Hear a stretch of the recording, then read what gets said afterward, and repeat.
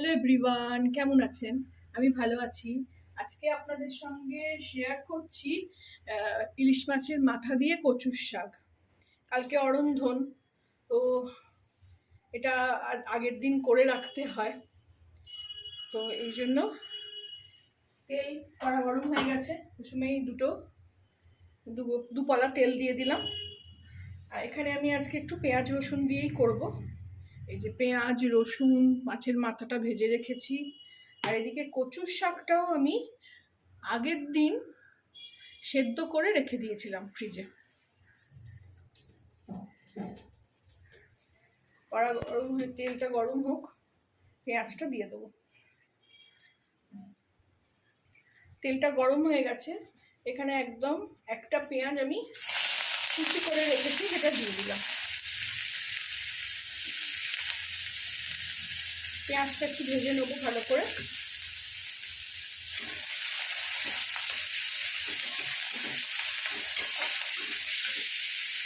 অরন্ধনে আমাদের কিছু পুজো টুজো হয় না, কিন্তু ওই বাসি খাবার রীতিটা আমার শাশুড়ি রেখে গেছে, তো ওটা করব।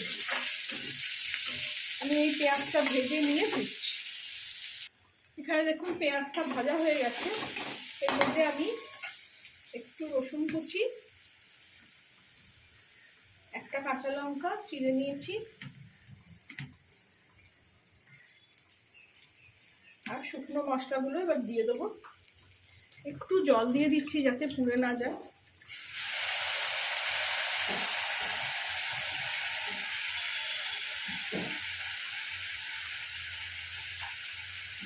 এখানে দেবো প্রথমে হলুদ গুঁড়ো, তারপরে দেবো একটু কাশ্মীরি লঙ্কার গুঁড়ো, আর একটু ধনে গুঁড়ো।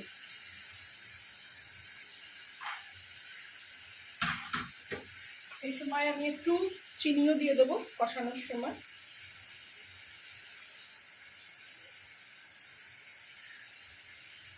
স্বাদ মতন চিনি, বেশি না। যখন আমার চ্যানেলে নিরামিষ কচুর শাকও আছে, আমি নারকেল দিয়ে করেছিলাম। আজকে পেঁয়াজ দিয়ে মাছের মাথা দিয়ে করছি বলে এটা আপনাদের সঙ্গে শেয়ার করলাম। আপনারা অনেকেই অনেক রকমভাবে করেন, এটা আমি আমার মতন করে করছি। আমার মনে হলো এইভাবে আমি করে দেখি। এখানে মাছের মাথাগুলো দিয়ে দেবো। ইলিশ মাছের ঝাল অলরেডি করে রেখেছি। ইলিশ মাছের ঝালও আমার চ্যানেলে রয়েছে। দু রকম ইলিশ মাছের ঝাল আছে, কালো জিরে দিয়ে, সর্ষে বাটা দিয়ে। এটাকে একটু ভালো করে কষিয়ে নেবো আগে, ইলিশ মাছটাকে, ইলিশ মাছের মাথাটাকে, তারপরে কচুর শাকটা দেবো। এটা কষিয়ে নিলাম, এবারে সেদ্ধ করা কচুর শাকটা আমি দিয়ে দেবো। এবার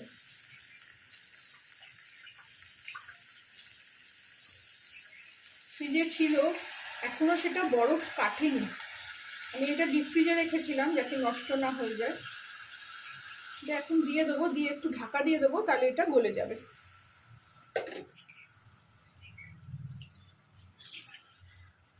কচুর শাকটা শুধু ধুয়ে জলে শুধু সেদ্ধ করে রেখে দিয়েছিলাম, ডিপ ফ্রিজে রেখেছিলাম। এমনি ফ্রিজে রাখলে যদি নষ্ট হয়ে যায়, ভালো কচুর শাক পেয়েছিলাম, নিয়ে সেদ্ধ করে ডিপ ফ্রিজে রেখে দিয়েছিলাম। এবারে এটাকে আমি, এখনো বরফ গলেনি, একটু ঢাকা দিয়ে দেবো কম আঁচ করে। ফিরে আসলাম, দেখুন গলে গেছে। ওই আঁচে ঢাকা দিয়ে রেখে দিয়েছিলাম, তাতেই গলে গেছে। এবার এটাতে একটু হালকা করে নুন দিয়ে দেবো। আঁচটাও একটু বাড়িয়ে দিই।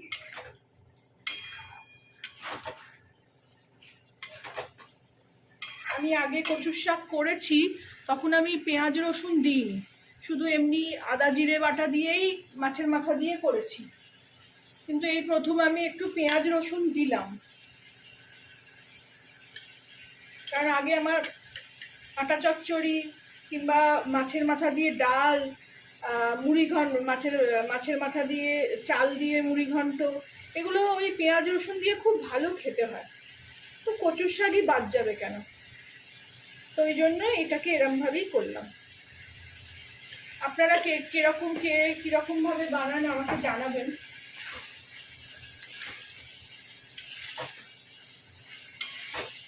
কচুর শাকের তো নিজস্ব কোনো টেস্ট নেই, যা মশলাপাতি দিয়ে করবেন সেরকমই হবে। মাথাটাকে আমি ভাঙবো না, এইভাবে যেরকম আছে থাক, নিজে ভাঙলে ভাঙবে না, তা আমি কিছু গুঁড়ো করবো না।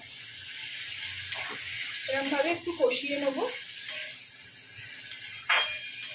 একদম জলটা শুকিয়ে যাওয়া পর্যন্ত।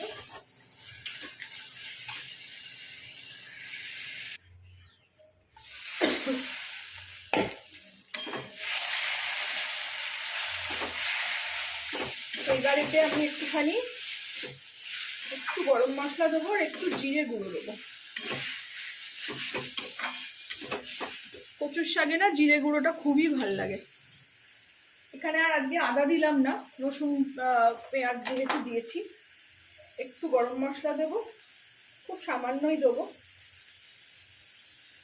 কারণ চিংড়ি মাছের গন্ধটা আবার চলে যাবে।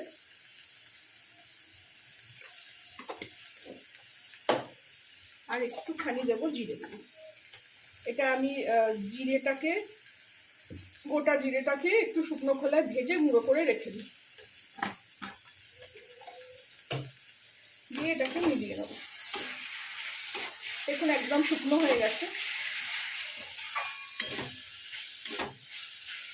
আপনারাও এইভাবে বানাবেন, জানাবেন আমাকে কেমন লাগলো। ভালো লাগলে আমার চ্যানেলটাকে একটা লাইক, শেয়ার এন্ড সাবস্ক্রাইব করে দেবেন।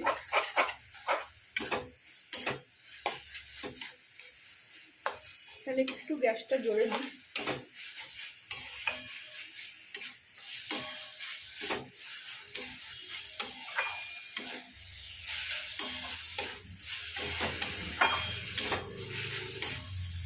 এবার এটাকে আমি সার্ভ করে নেব।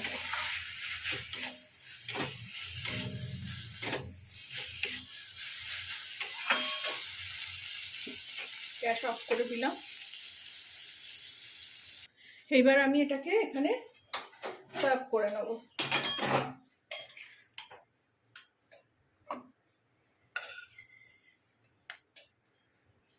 কি সুন্দর দেখতে হলো, গন্ধটাও খুবই ভালো বেরাচ্ছে। একটা সেই ছেঁচড়া পুঁই শাক দিয়ে হয় না, ওইরকম টাইপের গন্ধ থাকছে একদম।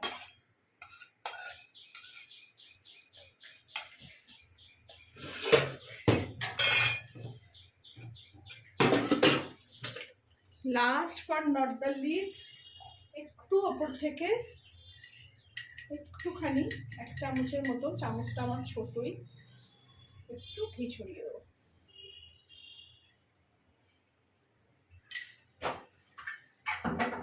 রেডি হয়ে গেল আমার ইলিশ মাছের মাথা দিয়ে কচুর শাক। Thank you for watching.